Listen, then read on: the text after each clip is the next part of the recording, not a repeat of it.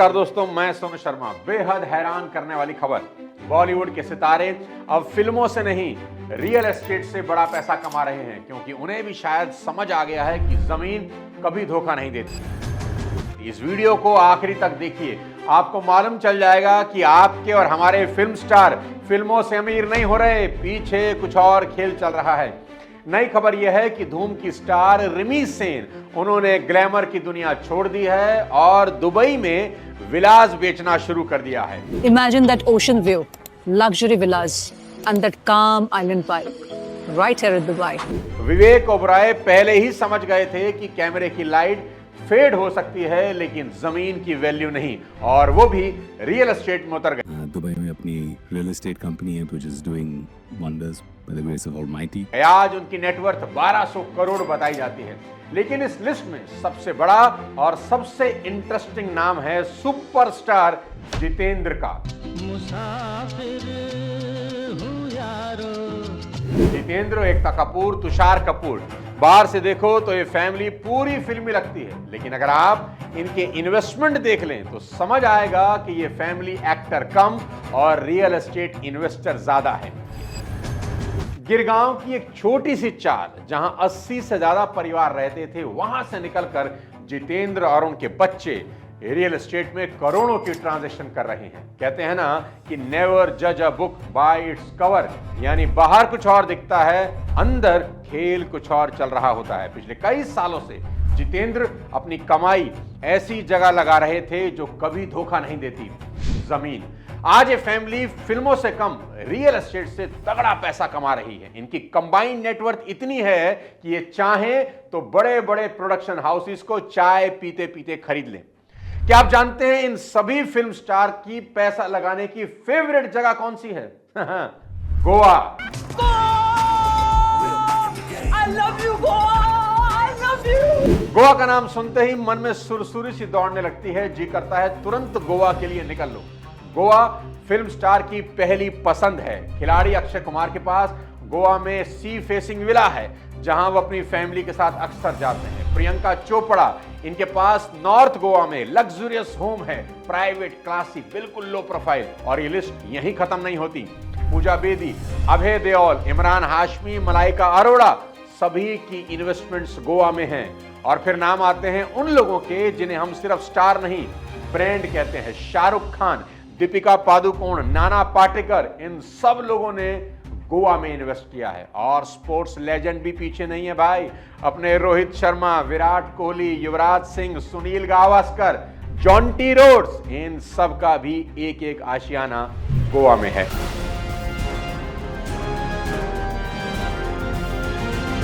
आज मैं आपको एक ऐसी इन्वेस्टमेंट अपॉर्चुनिटी के बारे में बताने वाला हूं जो आने वाले सालों में बहुत बड़े रिटर्न दे सकती है, जिसे लाए हैं यूजेन ग्रुप। 250 एकड़ में फैली गोवा के घने जंगलों के बीच एक एक्सक्लूसिव टाउनशिप, जहां नेचर बाहें फैलाकर आपका स्वागत करेगा। लेकिन इससे पहले इस बात का जवाब ढूंढेंगे कि गोवा ही क्यों।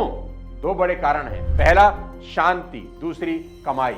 गोवा में सुकून है, हवा साफ है, शांति है, भीड़ और शोर शराबा कम है, और सबसे बड़ी बात प्रिवेसी है। लेकिन सेलिब्रिटी हो या कोई भी इन्वेस्टर, वो कभी भी इमोशन में इन्वेस्ट नहीं करते, वो कैलकुलेशन से डिसीजन लेते हैं। जरा नंबर और लॉजिक समझिए, यहीं से असली खेल शुरू होता है। अजय देवगन और काजोल का नॉर्थ गोवा में 5 बेडरूम पोर्तुगीज स्टाइल विला है। यह विला उन्होंने रेंट पर दिया है। जानते हैं पर नाइट कितना किराया आता है? सोचिए जरा, 75,000 से लेकर 1.5 लाख रुपए तक। सबसे इंटरेस्टिंग बात, इस विला को ताज ग्रुप मैनेज करता है, यानी अगर 20 दिन भी रेंट पर चढ़ा रहे तो इनकम होती है 20 लाख रुपए। है ना कमाल की बात? छैया छैया गाते गाते मलाइका अरोड़ा ने भी गोवा में 5 बेडरूम विला खरीद लिया, जो रेंट पर लगा रखा है, जिससे करीब 50,000 रुपए पर डे की इनकम आती है। क्या मस्त डील है। जब मन करे अपने विला में आराम करो, स्विमिंग पूल में नहाओ, और जब मन ना करे तो रेंट पे चढ़ा दो और पैसा बनाओ। गोवा की रेंटल इनकम क्यों है नंबर 1, ये जानना बहुत जरूरी है, क्योंकि गोवा में टूरिज्म अब 12 महीने चलता है। देश में सबसे ज्यादा रेंटल इनकम गोवा के लग्जरी विला से निकल रही है। पता नहीं गोवा की जमीन में साला क्या जादू है कि इंसान गोवा से तो बाहर आ जाता है पर गोवा इंसान के अंदर से कभी बाहर नहीं निकलता। मैं भी जब गोवा जाता हूं तो बड़ा मन करता है कि काश अपना भी एक आशियाना गोवा में होता। हर बार प्रॉपर्टी ढूंढी पर बात ही नहीं बनी, तो सोचा शायद किस्मत में गोवा की जमीन है ही नहीं। लेकिन 1 फरवरी को जब सुबह सोकर उठा तो मेरे हाथ आया हिंदुस्तान टाइम्स का न्यूज़पेपर, जिसमें फ्रंट पेज पर एक ऐड थी एक बिल्डर की जिनका नाम है यूजेन इंफ्रा। और जानते हैं कहां की ऐड थी? गोवा की। प्रोजेक्ट डिटेल जानने की चूल मची तो नंबर पर कॉल लगाया तो पता चला गोवा का सबसे बड़ा प्रोजेक्ट यूजेन इंफ्रा ने लॉन्च किया, गोल्फ सिटी। कॉल करके जब मैंने अपना नाम बताया तो प्रमोटर मुझे जानते थे। उन्होंने मुझसे कहा, सोनू सर एक बार साइट विजिट के लिए गोवा जरूर आओ, आपको मजा आएगा। और मैं चला गया गोवा इस सोच के साथ कि शायद गोवा में घर लेने का सपना अब पूरा होने वाला है। और वहां मुझे मिले शीशराम यादव जी, जिन्होंने मुझे पूरे प्रोजेक्ट की डिटेल बताई तो दिमाग चकरा गया। 250 एकड़ का प्रोजेक्ट जिसे 500 एकड़ तक ले जाने का प्रपोजल है और जिसमें 30 से 35 एकड़ में 9 हॉल का एग्जीक्यूटिव गोल्फ कोर्स बना रहे हैं। इस प्रोजेक्ट में विला हैं, प्लॉट हैं, फार्म हाउसेज हैं और सीनियर सिटीजन के लिए रिटायरमेंट होम की प्लानिंग है। आर्टिफिशियल लेक से लेकर लेजी रिवर तक, हॉर्स राइडिंग से लेकर साइकिलिंग ट्रैक तक सब एक ही जगह बनाने का प्लान है। और इस रेरा अप्रूव्ड प्रोजेक्ट की सबसे खास बात जो मुझे लगी वो है इसकी प्राइम लोकेशन। मोपा एयरपोर्ट जो नया बना है वहां से सिर्फ 15 किलोमीटर और 20 मिनट की कार ड्राइव के बाद आप साइट पर पहुंच जाते हैं। दोस्त, गोवा में फ्यूचर पॉसिबिलिटी बहुत ज्यादा है क्योंकि नए मोपा एयरपोर्ट पर ही एरो सिटी बन रही है, जहां ताज और रेडिसन ने ऑलरेडी अपना काम शुरू कर दिया है। अगर आप गोवा इन्वेस्टमेंट में इंटरेस्टेड है, वहां की वादियों में अपना एक आशियाना बनाना चाहते हैं तो इस प्रोजेक्ट की डिटेल मेरे डिस्क्रिप्शन से आपको मिल जाएगी। मेरी यूजेन ग्रुप को बहुत बहुत शुभकामनाएं। फिर से चलते हैं अपने बॉलीवुड वाले एंगल पर और जानते हैं कि गोवा में सबसे ज्यादा पैसा किसने कमाया अपने बॉलीवुड में। दृश्यम याद है?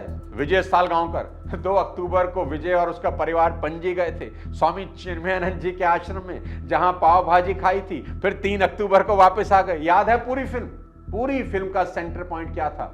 गोवा, क्योंकि गोवा के नाम में ही चुंबक है। और अजय देवगन की सिंघम अगर गोवा की जगह कहीं और शूट होती तो मजा नहीं आता। और जिस पर सबसे ज्यादा मीम बने वो लाइन भी यही थी, जल्दी करो भाई पनवेल निकलना है।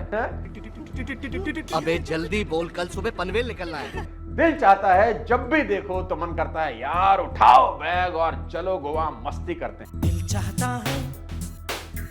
डियर जिंदगी हो चाहे गोलमाल सीरीज, चाहे शाहरुख खान और ऐश्वर्या राय की जोश, सभी का सेंटर पॉइंट एक ही था मेरे दोस्त, गोवा। सभी बड़े फिल्म डायरेक्शन का गोवा भागना कोई कोइंसिडेंस नहीं है।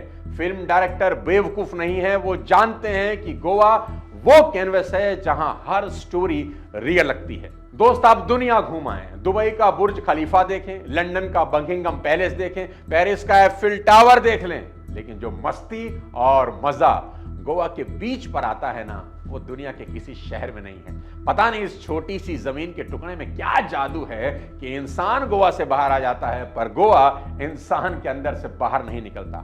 नए बने मोपा एयरपोर्ट पर लैंड करते ही ऐसी फीलिंग आती है कि सब कुछ छोड़ छाड़ के यहीं बस जाओ। दिल्ली के जानलेवा पॉल्यूशन से दूर गोवा की साफ हवा में सांस लेते ही लंग्स भी ना पार्टी मोड में आ जाते हैं। भारत में बहुत कम ऐसी जगह हैं, आप जानते हैं, जहां फॉरेन टूरिस्ट भी आते हों, जंगल भी हो, समंदर हो, कैसीनो हो, नाइट लाइफ हो। और रियल एस्टेट का पहला नियम यही है, जहां लोग रहना चाहते हैं ना वहीं प्रॉपर्टी खरीदो। रियल एस्टेट एक ऐसा खेल है मेरे दोस्त, जहां पैसा वही कमाता है जिसे उड़ती चिड़िया पर निशाना लगाना आता हो, और जीतता वही है जो वहां निशाना नहीं लगाता जहां चिड़िया बैठी हो, बल्कि वहां निशाना लगाता है जहां चिड़िया बैठने वाली हो। समझदार इन्वेस्टर उस एरिया में पैसे नहीं लगाते जो डेवलप हो चुके हैं, बल्कि वहां पैसे डालते हैं जो एरियाज अभी डेवलप होने वाले हैं। और गोवा अभी डेवलपिंग स्टेज पर है, जिसे लोग हॉलिडे डेस्टिनेशन के तौर पर देखते हैं, लेकिन जो इसकी फाइनेंशियल वैल्यू समझ गया, पैसा उसी के पास चलकर नहीं दौड़ कर आने वाला है। रियल एस्टेट में पैसा हमेशा उस जगह बनता है जिसे लोग पहले अंडर एस्टिमेट करते हैं और बाद में उनकी पीढ़ियां सोचती हैं काश दादाजी ने जमीन ले ली होती, वो विला हमारा होता तो हमारी क्या जिंदगी होती। सोनू सर का वीडियो देखा भी था फिर भी चूक गए। 95% इन्वेस्टर यही गलती करते हैं कि पैसा तभी डालेंगे जब सब डाल रहे होंगे, पर जनाब भीड़ के साथ भंडारा खाने जाओगे तो खाली पेट ही वापस आना पड़ेगा। हथौड़ा तब मारो जब लोहा गर्म हो। गोवा के प्राइस राइज में यहां के इंफ्रास्ट्रक्चर का बड़ा रोल है। गोवा का नया एयरपोर्ट मोपा 2870 करोड़ से बना है, ऑपरेशनल है। ज्यूरिक ब्रिज 400 करोड़ का प्रोजेक्ट कंप्लीट हो चुका है। NH66 हाईवेज एक्सपेंड हो रहे हैं। पोरवरिम एलिवेटेड कॉरिडोर कंस्ट्रक्शन में है। इसका मतलब है बेहतर एक्सेसिबिलिटी होगी जिससे डिमांड बढ़ेंगी और प्राइजेस बढ़ेंगे।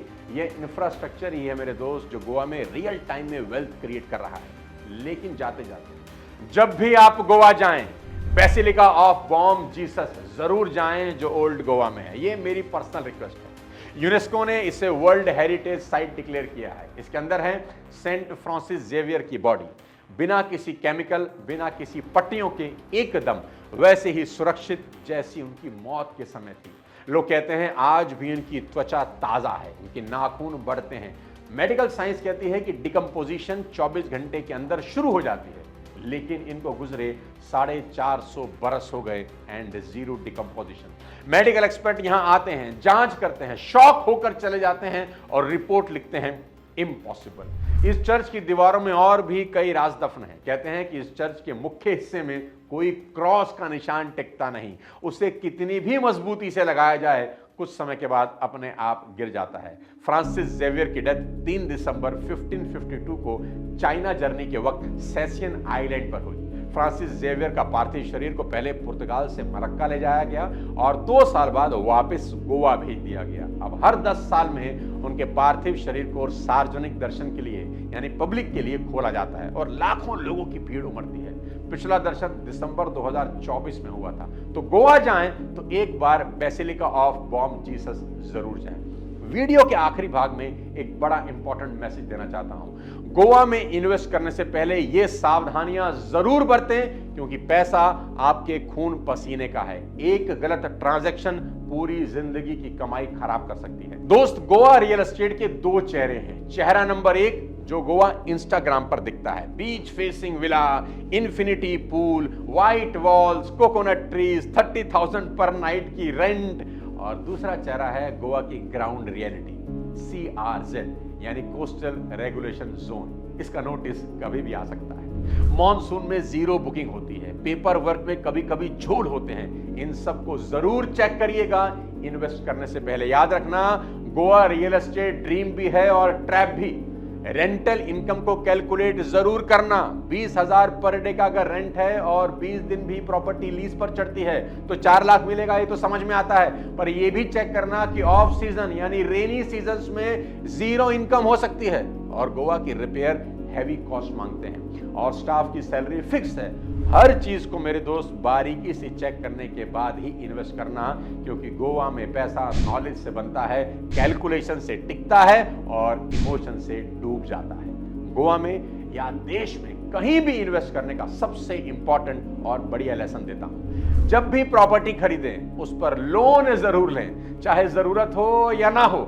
बैंक के लॉयर्स आपकी प्रॉपर्टी की अच्छे से पड़ताल कर लेंगे कि ये प्रॉपर्टी ऑथेंटिक है या नहीं। आपकी टेंशन ही खत्म है। फुल पेमेंट हो तो भी लोन ले लीजिए, चाहे 10 लाख का ही क्यों ना लो।